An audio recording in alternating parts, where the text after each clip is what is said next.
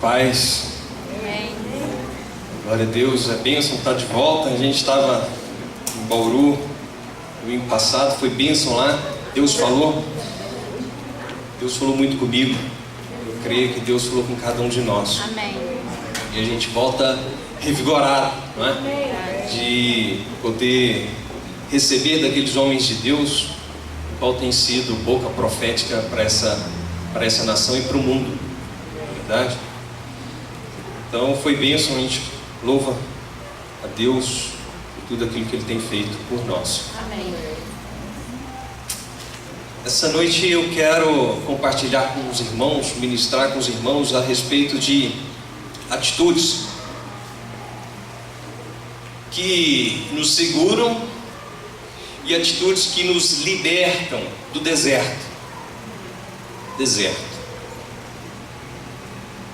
A gente sabe que o povo de Deus ficou 40 anos, não é? Preso no deserto por causa das atitudes deles. Poderia ser rápido. Pode ser que isso acontece com a gente também. E Deus, Ele vai usar a palavra dele para falar conosco, tanto comigo como tem falado, como com cada um de vocês, à medida que o coração for sendo aberto para a palavra, para que haja um coração voltado à obediência, que é tudo que Deus quer de você. Amém. Tudo aquilo que Deus quer de cada um de nós. Amém. Para isso eu queria que os irmãos abrissem a palavra em Êxodo, capítulo 3. Eu quero ler um texto que é muito conhecido, graças a Deus por isso. E vamos ver o que Deus tem para nós. A sequência.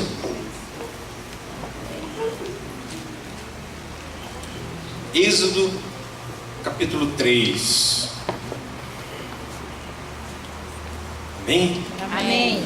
Vamos colocar de pé a leitura da palavra, que diz assim: Apacentava Moisés o rebanho de Jetro, seu sogro, sacerdote de Midian, e, levando o rebanho para o lado ocidental do deserto, chegou ao monte de Deus, a Horebe. Apareceu-lhe o anjo do Senhor numa chama de fogo, no meio de uma sarça. Moisés olhou, e eis que a sarça ardia no fogo, e a sarça não se consumia. Então disse comigo mesmo: irei para lá e verei essa grande maravilha, porque a sarça não se queima. Vendo o Senhor que ele se voltara para ver, Deus, do meio da sarça, o chamou e disse: Moisés, Moisés. Ele respondeu: eis-me aqui. Deus continuou: não te chegues para cá, tira as sandálias dos pés, porque o lugar onde está é terra santa. Disse mais: eu sou o Deus de teus pais, o Deus de Abraão, o Deus de Isaque, o Deus de Jacó. Moisés escondeu o rosto porque temeu olhar para Deus. Disse ainda o Senhor: certamente vi a aflição do meu povo que está no Egito, e ouvi o seu clamor por causa das suas exatores. Conheço-lhe o sofrimento, por isso desci a fim de livrá-los da mão dos egípcios e para fazê-los subir daquela terra a uma terra boa, ampla, terra que mana leite e mel, lugar do cananeu, do Eteu, do Amorreu, do Ferezeu, do Eveu e do Jabuseu. Pois o clamor dos filhos de Israel chegou até mim, e também vejo a opressão como que os egípcios os estão oprimindo. Vem agora, eu te enviarei a Faraó, para que tires o meu povo, os filhos de Israel, do Egito. Então disse Moisés a Deus: quem sou eu para ir a Faraó, tirá-lo do Egito, os filhos de Israel? Deus lhe respondeu: eu serei contigo, e este será o sinal do qual te enviei. Deus, depois de haveres tirado o povo do Egito, servireis a Deus neste monte. Disse até aqui. Vamos orar. Senhor, nós te louvamos pela tua palavra, que foi escrita essa passagem há muitos anos, e ela permanece viva até nos dias de hoje. E nós, ó Pai, queremos te louvar por essa beleza, por essa maravilha, e queremos, ó Pai, te pedir que a vida que está por trás dessa leitura, por trás dessas palavras, possa chegar até as nossas vidas. Amém. Que nós queremos, ó Pai, agora ser orientados e alimentados pelo Teu Espírito. Por isso, ó Pai, usa a Tua palavra agora. Que enquanto, Pai, for eu pregando, o Teu Espírito Santo vá falando a profundidade daquilo que o Senhor tem para cada um dos Teus filhos que aqui estão. Amém. Por isso, ó Pai, eu te peço, usa a minha vida, Pai, por misericórdia. Eu sei o quanto pequeno eu sou diante da Tua igreja, e o quão pequeno eu sou diante da eficácia da Tua palavra no coração do homem. Por isso, ó Pai, eu me coloco diante de Ti como um canal. Que o Senhor, ó Pai, possa, em nome de Jesus, usar cada palavra minha, trazendo revelação à vida de cada um de nós. Amém. Que o Teu Espírito Santo tenha liberdade aqui conosco. Toda força contrária a Ti, nós rejeitamos agora no nome de Jesus Cristo. Amém. A igreja pode se sentar.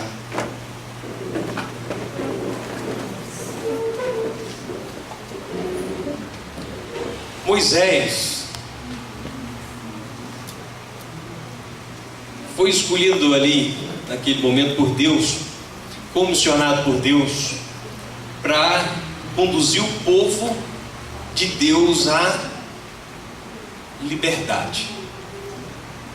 Então eu vou aqui apenas refrescar a nossa memória, para a gente entender um pouco a respeito de Moisés. Abraão, Isaac e Jacó. Jacó era pai de Esaú, Isaac era pai de Esaú e de Jacó. De Jacó veio José, que foi vendido como escravo. José foi levado para o Egito. José se tornou o segundo homem do Egito. José fez prosperar aquela terra. José trouxe a sua família para morar no Egito, a pedido do rei da época. Veio toda a família de José para o Egito. E o povo de Israel começou a crescer e se fortalecer como povo. José morreu e aquilo continuou. E ao passar dos anos, muitos anos, um rei, um faraó, que não conhecia a história de José,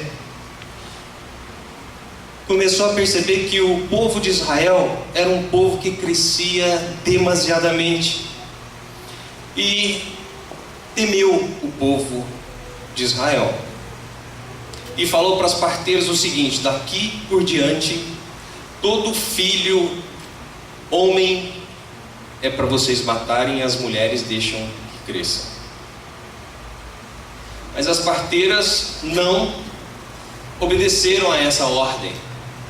E aí, quando eles iam perguntar para as parteiras falavam que elas eram fortes demais. Então, quando as parteiras chegavam, elas já tinham dado a luz e por aí, porque elas não quiseram matar aquelas crianças, porque temiam a Deus, ao Deus do povo de Israel. as coisas foram indo até que Moisés já estava grande como criança, já não dava para esconder ele mais. A sua mãe o colocou no cesto, colocou no rio, ficou de longe olhando. A filha de Faraó o pegou, não é? E deu o nome de Moisés, porque das águas o tirei, e levou para ser cuidado pela própria mãe no castelo do lado de Faraó. Bom, ele sabia de toda a força de Faraó, por isso ele disse: quem sou eu para ir a Faraó e libertar o povo? Então esse Moisés, Abraão, que era pai de Isaac, que era pai de Jacó, que chegou a Moisés, que não tinha pai. Tinha, mas a gente não sabe. Mas ele cresceu ali, foi instruído pelaquela ciência dos egípcios. Certa feita, ele andando com um carro, e ele viu um soldado maltratando um daqueles escravos que era da linhagem dele, e ele se irou, desceu do carro, foi lá, matou aquele soldado e correu. E a partir daí surge a história de Moisés, na qual ele, apacentando o gado, Deus o chama e fala: Moisés, vem aqui, e eu vou, através de você, eu vou, Deus disse, através de você, libertar o povo de Israel. Amém? Amém. Eu dei esse preâmbulo para a gente refrescar a nossa memória com relação a esse trecho que eu li. Que muitas vezes fica perdido, vago na nossa cabeça. Mas Deus viu no coração de Moisés algo diferente, algo que ele poderia usar. Tanto é que a sarça estava queimando, Deus não chamou ele, ele foi que a percebeu e falou: bom, eu vou lá ver. E quando Deus fala: eu sou o pai dos seus ancestrais, dos seus patriarcas, e ele temeu, porque ele conhecia o Deus dos seus pais. Então Deus usa Moisés naquelas 10 pragas, e a gente sabe muito bem, tanto é que a última era a morte de todo primogênito, e ali Deus estava instituindo a Páscoa, que era a passagem da escravidão para a liberdade, onde se passava o sangue do cordeiro nos umbrais, as portas, e Jesus Cristo logo depois trocou esse sangue pelo sangue dele, onde ele disse: é a nova aliança. Então ali muitas coisas grandes aconteceu, e Deus tinha abundantes bênçãos ao povo de Israel, uma terra que mana leite e mel, a terra de Canaã, e Deus já tinha entregado isso. Deus já tinha dito: eu vou libertar o povo de Israel da escravidão. Presta bastante atenção que a gente precisa ter fé, não é nas coisas do porvir, é naquilo que já foi dito. A nossa fé, ela tem que estar embasada naquilo que Deus já disse. Se Jesus Cristo diz que vai voltar a segunda vez, ponto final, Ele vai voltar. Amém. Se Deus diz que ia libertar aquele povo das mãos do faraó, ponto final, de alguma maneira Deus ia libertar como libertou. Amém. Então, se Deus fala para a sua vida, se Deus te entrega através da palavra uma promessa, Deus já disse. E Deus não é homem para que minta, nem filho do homem para que se arrependa. Amém. Deus tinha abundantes bênçãos àquele povo. E eu descobri que a única parte da Bíblia que funciona de verdade nas nossas vidas, sabe qual que é? Aquela que você crê e obedece. Amém.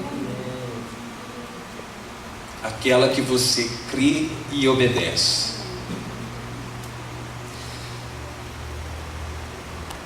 E é na fase da travessia do povo de Deus no exército é que eu quero me atentar nessa noite. Então eu quero começar falando das atitudes que nos seguram no deserto. Abra a tua palavra aí. Em Êxodo 14. Olha bem, o povo de Deus já tinha posto Deus à prova por 10 vezes, mesmo depois de Deus ter falado que ia libertar o povo. Agora eu quero que você vá vendo isso, que é fácil olhar para eles, criticar eles e até apontar o dedo para eles, mas percebe-se que muitas vezes nós estamos na mesma situação. Olha bem, a primeira vez que o povo colocou Deus à prova foi à margem do Mar Vermelho, em Êxodo 14, 11.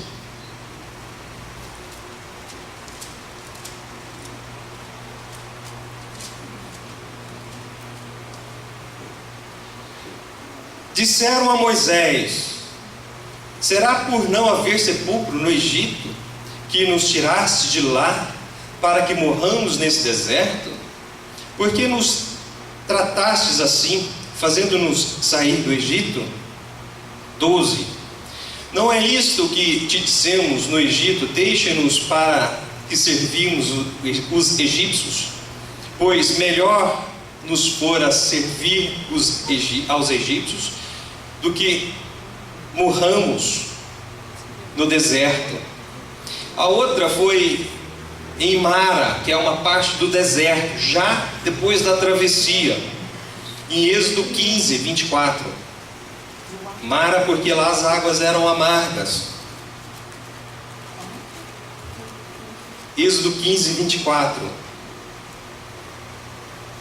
E o povo murmurou contra Moisés, dizendo: que havemos de beber? Vai prestando atenção se não tem alguma relação da nossa vida com esse povo.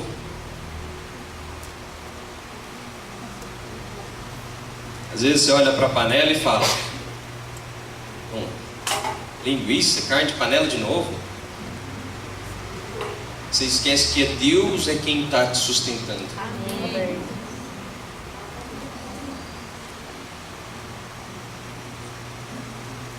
A terceira vez, no deserto de Sim, Êxodo 16, 3. Disseram-lhes os filhos de Israel: quem nos dera tivéssemos morrido pela mão do Senhor na terra do Egito, quando estávamos sentados junto às panelas de carne e comíamos pão a fartar, pois nos trouxesses a este deserto para matar-nos de fome toda essa multidão. A quarta vez foi colhendo maná, colhendo mais do que devia. Êxodo 16, 20.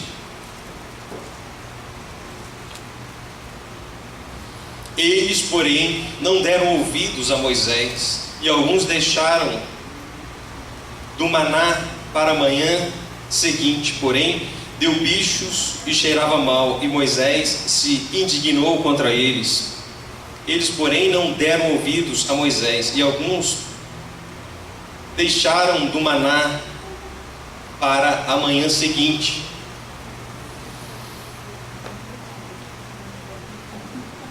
Em Refim, no deserto de Refim, Êxodo 17, 2 e 3.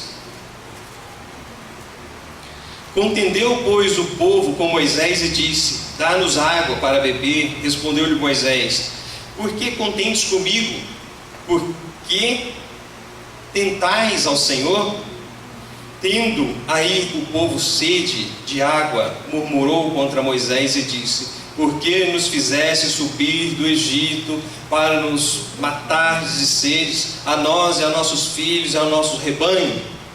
Pensa bem, Deus está tirando o povo da escravidão e levando para a terra do Egito, e no meio do caminho eles estão murmurando. Olha bem, Jesus Cristo veio, nos deu a graça da salvação, está nos levando para um lugar onde Ele já disse que preparou, e você no meio do caminho está reclamando.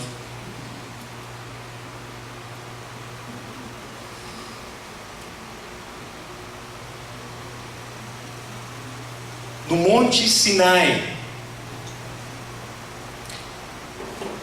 não vou ler todos não, mas se alguém estiver anotando e quiser anotar, no Monte Sinai, Êxodo 32, de 7 a 10, em Debará, que é outro deserto, em Números 11, de 1 a 2, e outra vez em Debará, em Números 11, 4, e a 10ª vez agora em Cades Barneia, no 14, de 1 a 4.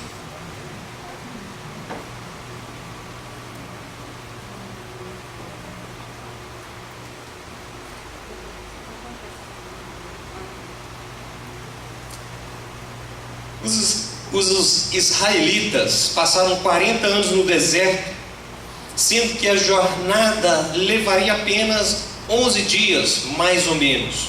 De qualquer maneira, eu fiz essas contas de todos os jeitos.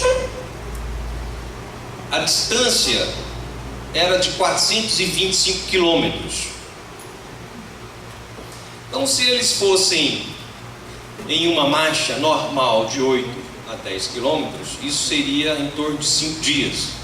Se eles fossem numa marcha de idoso, 1 quilômetro por dia, isso seria na casa de uns 17 dias. Bom, vamos exagerar e falar que eles demorariam 2 meses para fazer essa travessia. Porém, o negócio foi ficando sério. Eles começaram a murmurar contra Deus, a desagradar o coração de Deus, que eles continuaram no mesmo problema por 40 anos. 40 anos. E teve muitos deles que não conseguiram sair do problema, morreram no deserto, por falta de obediência a Deus, por falta de entendimento do que se fazer, por falta de abrir o coração para Deus. Agora, pensa bem. Se Deus, que não poupou os anjos, não poupou os seus no deserto, você acha que você é o quê? Acorda enquanto é tempo. Presta atenção na obediência a Deus enquanto é tempo.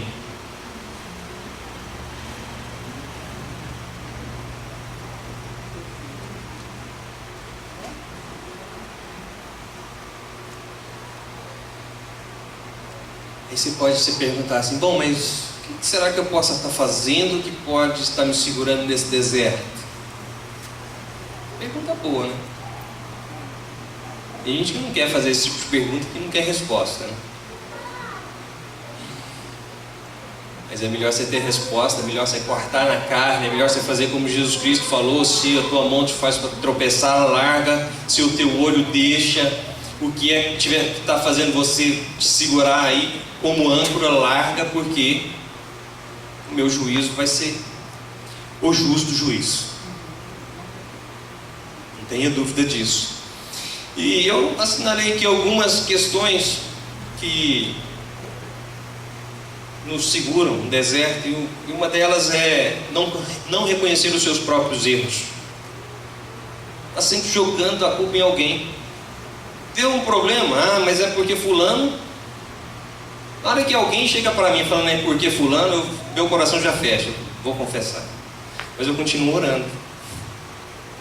Porque quando a pessoa fala porque fulano, ela já está se protegendo. E é muito perigoso quando a gente se protege de nós mesmos. E você já percebeu que em todo atrito o problema é do outro?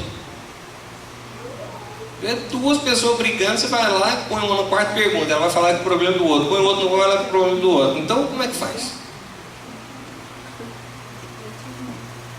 A questão do erro está sempre no outro. Cuidado. E ali, naquele deserto, eles andando em volta, até bezerro de ouro eles fizeram. Agora você pensa bem, um Deus que já tinha feito as maravilhas que tinha feito, tinha aberto o mar, eles não tinham passado com os pés em uma lâmina de água, não, com os pés a seco. Eles tinham visto isso. Você sabe por que Deus não faz tanto milagre no nosso meio? Porque não adianta, não resolve. Isso não muda o coração do homem. O que muda o coração do homem é a obediência. E aí a gente está aí pedindo para Deus, Deus, e o meu milagre. Deus está assim, olha, o milagre que eu tenho para fazer na sua vida é mudar o seu jeito de ser. Por que as pessoas não oram no jejum e falam assim, Senhor, muda o meu jeito de ser? Eu quero ser como Jesus Cristo. Daqui para frente eu vou jejuar. Como eles falam, até acho até engraçado, é a seco. Seco é come nada e nem bebe nada. Seja lá do jeito que você quiser jejuar. Mas jejua com esse propósito. E faça como o seu filho. Faça como Jesus Cristo. Então é reconhecer os nossos erros. Com a entrada do pecado, nós nos tornamos autorreferentes. Se a gente voltasse no deserto hoje, no Éden, no paraíso, lá em Adão e Eva, e perguntasse para eles o que eles não podiam fazer, eles sabiam certinho o que eles podiam e o que eles não podiam fazer. A diferença é que eles falavam assim: Deus disse que dessa árvore eu não posso comer. A referência não estava neles mesmos, estava no que Deus tinha colocado para eles como parâmetro. Com a entrada do pecado, cada um tornou autorreferente. Aí aqui tem um monte de gente. Se a gente for fazer uma votação, não dá unânime, seja lá o que for. Por quê? Autorreferência. Um acha que está certo de um lado, outro acha que está errado do outro, um acha que tem que pôr terno, outro acha que tem que tirar, um acha que tem que ser gravado, outro acha que tem que ser vinho, outro acha que tem que ser suco, e por aí vai. E aí, por causa das certezas, é que surgem as brigas. Que um está certo, o outro também. Então, são atitudes que nos prendem no deserto. Não reconhecer os próprios erros. Você viu todas as passagens que a gente leu aqui? Moisés brigava com Moisés. Moisés devia falar assim: opa, comigo não, o negócio é com Deus, acerta as contas com ele aí, fica de queixo virado com Deus. Por que você está ficando bravo comigo? É igual a gente, é igual a liderança na igreja. A gente chega, exorta, mostra na palavra, a pessoa fica brava com a gente, você fala: não, mas peraí, é com Deus, agora acerta as contas com Deus aí. Adianta você ficar bravo comigo, foi eu que escrevi. É Deus. Amém. Nós somos apenas embaixadores de Cristo. Amém. Nós falamos apenas o que a palavra diz, é o que está aqui. Então, como embaixador de Cristo, eu vou falar: reconhece o teu erro. Reconhece o teu erro. Uma questão que eu coloquei foi: culpavam a Moisés e Arão por tudo que aconteceu com eles. Era melhor que tivesse morrido no Egito do que morrer no deserto, diziam eles. Era melhor comer cebola, pepino, melão, do que ir para a terra prometida.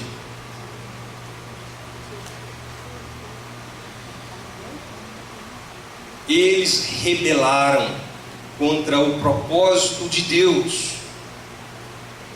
A palavra de Deus diz que quando nós opomos a uma liderança, nós opomos ao próprio Deus. E isso é como fruto de feitiçaria. Pensa quantas pessoas estão fazendo feitiçaria dentro da própria igreja. Só falta jogar o galo preto, a galinha. É a realidade. A palavra diz que toda vez que você opõe a uma liderança, você opõe ao próprio Deus. Ou vocês acham que eles opunham a Moisés? Ou vocês acham que eles opunham a Arão? Não era ao próprio Deus? O que Deus chegou a dizer? Por que vocês tentam ao Senhor?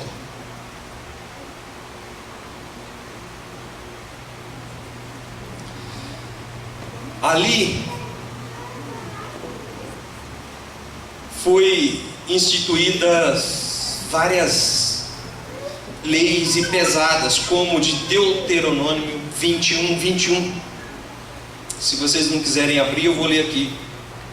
Um filho desobediente deve ser apedrejado até a morte. Pensa bem, que Deus deu para Moisés, para ver se conseguia levar um pouco do povo para frente, para ver se conseguia empurrar um pouco do povo para frente, porque a rebeldia, a rebelião no meio do povo era tão grande que não tinha como seguir com o povo. Então, um filho desobediente deve ser apedrejado até que morra. Outra atitude que nos segura no deserto, que é o cerne de tudo: desobediência. Desobediência. Temos problemas, mas não podemos ficar no passado só porque alguém te magoou. Quem que aqui não teve problema com alguém? Todo mundo. Agora, o que nós temos que fazer? Virar a página, perdoar e entender que você também foi parte do problema.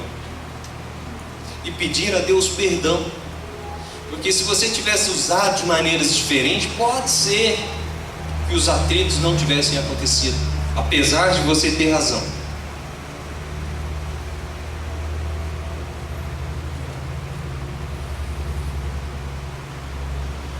Vocês estão entendendo? Amém. Amém? Posso continuar? Amém. Pesada a palavra, mas é Deus nos curando. Amém. Tem aquela história de que remédio amargo que cura, né? Pega. Você sabe por quê? Deus, Ele quer nos ver filhos, no qual Ele olha para nós e fala: eis o meu filho amado, no qual tenho prazer. Amém. Agora, se a gente não for exortado na palavra, como que a gente vai agradar o coração de Deus? Fala para o seu irmão aí, não é tarde demais para você ter uma vida melhor do que você teve até hoje. Mas fala com convicção, não é tarde demais para você ter uma vida melhor do que você teve até hoje. Sabe por que é isso?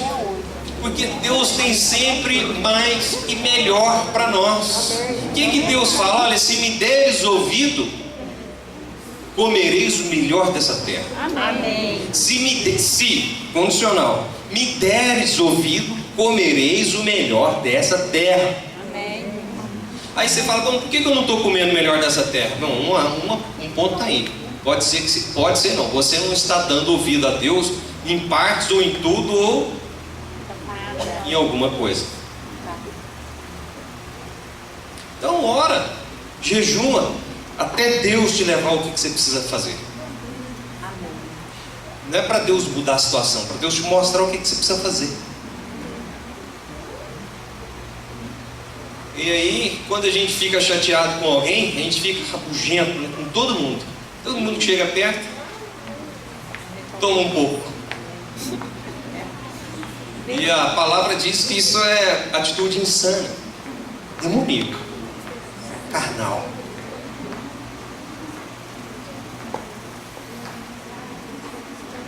Vire a página, cresça. Vire a página, cresça. Fazendo como Paulo, esquecendo das coisas que para trás fica, eu sigo para o alvo, para a coroa que está aguardada para cada um de nós. Amém. O que o inimigo quer é que você fique preso no que te aconteceu, e isso vai fazer com que você não avance. Isso vai minar as suas forças, o seu prazer, a sua alegria. Esquecendo-me das coisas que para trás ficam. Eu tinha razão ou eu não tinha? Eu estava até comentando que tem certas atitudes da gente, inclusive minha, que dá vontade de entrar debaixo de um cobertor e ficar lá debaixo escondido de tanta vergonha. Na hora que você para ver o que as coisas que você já fez, as coisas que a gente muitas vezes deu vazão. Então, Deus está muito mais interessado em nos mudar do que mudar as circunstâncias. Você sabia disso? Puxa vida! Deus está muito mais interessado em te mudar do que mudar a situação. Deus, ele tem um compromisso com o seu caráter, com a sua alma.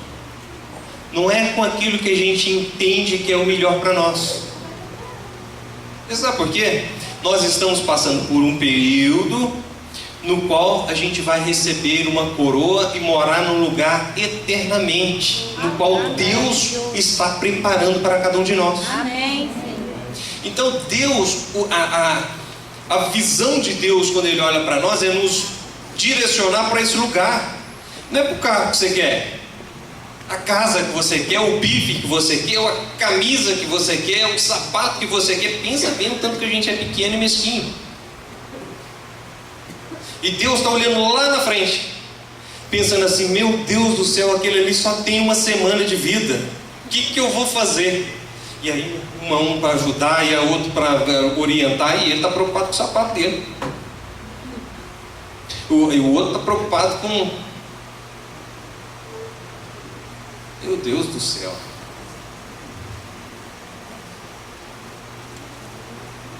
É porque a gente pensa que a gente vai morrer, mas vai demorar, hein? Pode ser que o número da sua senha seja gritado essa noite. A gente não sabe. E se gritar? Fulano? Fecha o livro dele. Por que não? Isso eu estou falando besteira.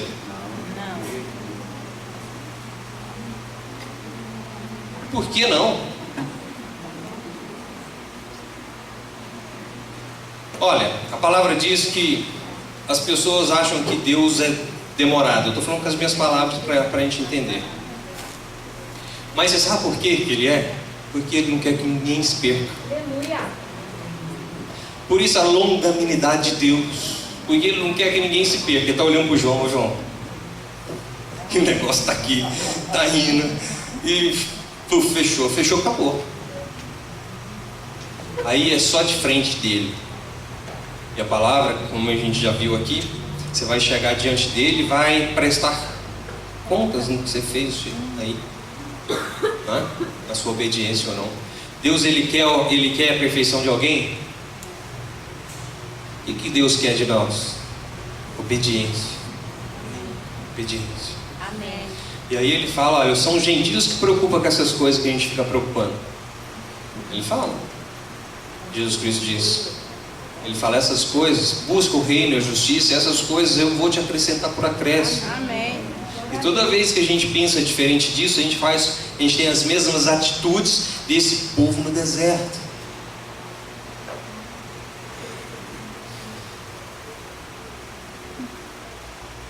Todos no deserto beberam de uma mesma bebida espiritual.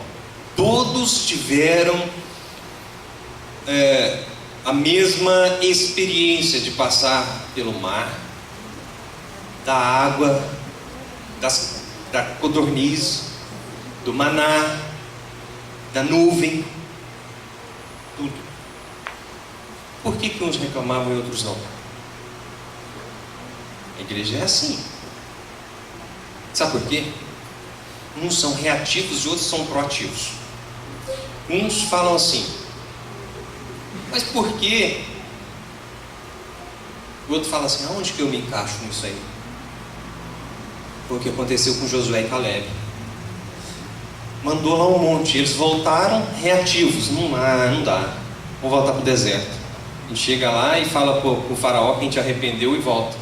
E Josué e Caleb foi proativo, falou: peraí, Deus já entregou essa terra na nossa mão. Gente, Deus já entregou. Onde que eu me encaixo nisso aí? Deus já liberou a palavra de vitória a cada um de nós. Amém. O que a gente tem que perguntar? Onde que eu me encaixo nisso aí? Cara, ouvir a palavra é bom, mas vale mais ser operoso praticante. Vale mais colocá-la em prática, porque senão vai fazer como Jesus Cristo disse: é como você construir uma casa sobre areia. Daí quando a gente olha para os proativos, para os reativos, a gente olha para a igreja e fica... Aí eu te pergunto: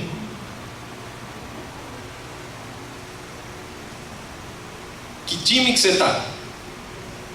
Responde para você.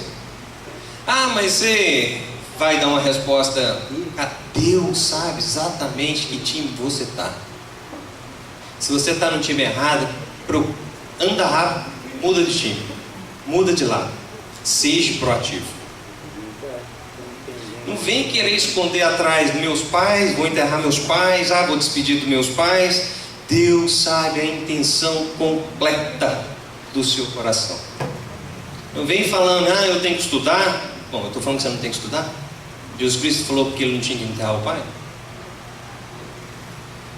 É a motivação que esconde atrás dessas coisas lícitas que o inimigo usa para sofisma,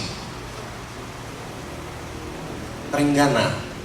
E você dá brecha para sua carne e você encosta lá e fica lá, achando que você está escondidinho de Deus e achando que você está fazendo a coisa certa. Agora, não adianta vocês olhar para mim com cara de bravo, não, que eu não tenho nada a ver com isso. Eu estou só falando o que Deus mandou falar. Amém? Amém. Então, vamos continuar sendo amigo, todo mundo? Amém. Glória a Deus. Glória a Deus. Então, Deus desagradou de um monte de gente no deserto. De um monte de gente. Era tanta gente que ele falou: bom, acima de 20 anos, ninguém. Exceto Josué e Caleb. Vamos andar com eles. Vamos voltar. Agora vem para cá. Agora vem. Morreu mais quantos? Mais 10. Falta quantos? Vai para lá. Volta para cá. E quantos morreu? Falta 15. Né? Morreu todo mundo? Morreu. Agora vamos. Foi isso que Deus fez, porque Ele desagradou do coração daquele povo. Agora eu te pergunto: o Deus daquela época é diferente do Deus de hoje? Não. Você acha que o Deus daquela época Ele não vê o sofrimento de hoje? Vê. Você acha que o Deus de hoje não desagrada também das atitudes do povo? Você acha que o Deus de hoje também não se agrada das atitudes do povo? Gente, presta atenção. É como se você estivesse num curso diante de Deus. Deus está olhando o profundo do coração de cada um de nós.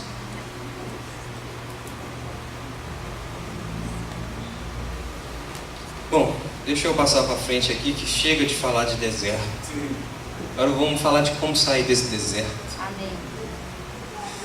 Como agir no deserto? O negócio está complicado? Complicado. E Deus volta e meia empurra nós para o deserto. É o jeito dele purificar a gente, conhecer a gente, estreitar relacionamento. Pode perceber que é no deserto é que você jejua. No deserto é que o negócio fica bonito. Então, não pegue atalhos. Obedeça a Deus. Isso implica em obedecer a sua liderança. Quantas vezes eu já pensei assim, não, mas não é possível que sua Bíblia vai falar desse jeito. E ele falava. E eu voltava com as orelhinhas murchas e pensava assim, gente, mas não pode, sua Bíblia está errada. Não, mas sua Bíblia não está errada. Não, mas... Aí conversava, mas sempre sujeitando. Amém? Amém. Obedeça. Obedeça. Deus está vendo a obediência de cada um de nós.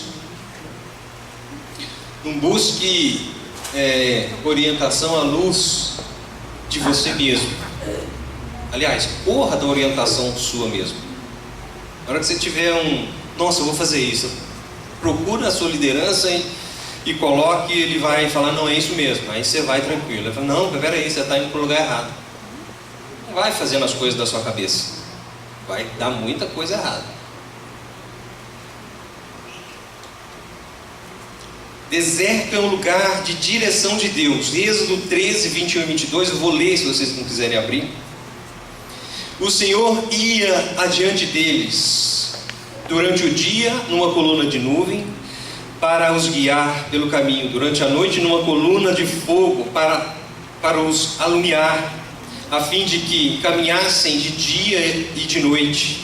Nunca se apartou do povo a coluna de nuvem durante o dia, nem a coluna de fogo durante a noite. No deserto, mesmo que pareça difícil, a presença de Deus nunca vai se afastar de nós. Amém. Mesmo que você não veja, que você não perceba, a presença dele nunca vai se afastar de nós. Amém. Amém? Amém. Êxodo 13, 22. Nunca se apartou, só para ratificar, nunca se apartou do povo a coluna de nuvem durante o dia, nem a coluna de fogo durante a noite, mesmo Deus tendo se desagradado. Nunca. Deus tem tudo em seu controle. Amém. Como que é difícil a gente crer nisso?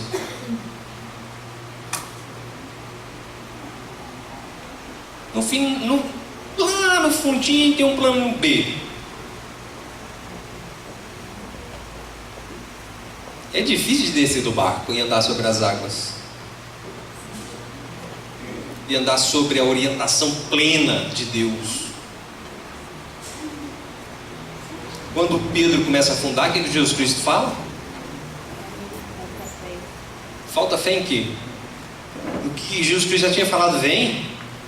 Jesus Cristo já não tinha falado, vem. Então Deus tem tudo sob o seu controle. Amém. No Êxodo 14, 4: endurecerei o coração de Faraó para que os persiga, e serei glorificado em Faraó e em todo o seu exército, e saberão os egípcios que eu sou o Senhor. Deserto é um lugar de livramento. Êxodo 14, 13.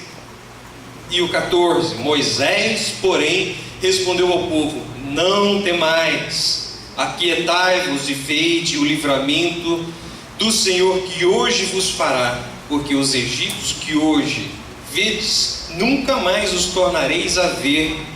O Senhor pelejará por vós e vos calareis. deserto é um lugar de milagres. Êxodo 14, 15 e 16. Disse o Senhor a Moisés: por que clamas a mim? Essa é interessante.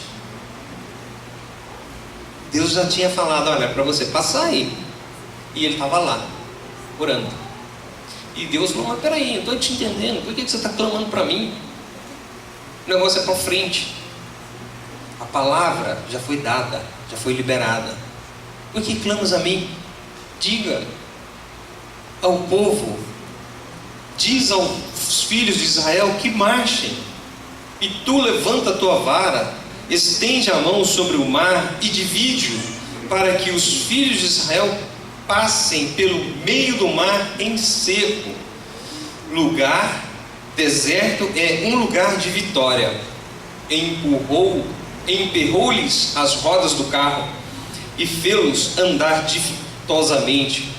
Então disse os egípcios: fujamos da presença de Israel, porque o Senhor peleja por eles contra nós, os egípcios. Êxodo 14, 25.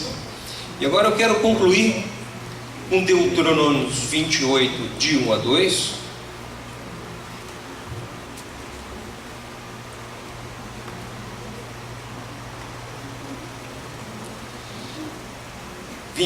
De 1 a 2.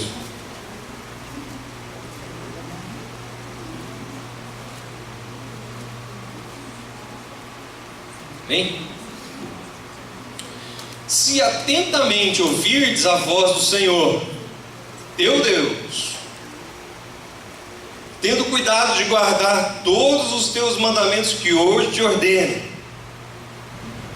o Senhor, teu Deus, te exaltará sobre todas as nações da terra.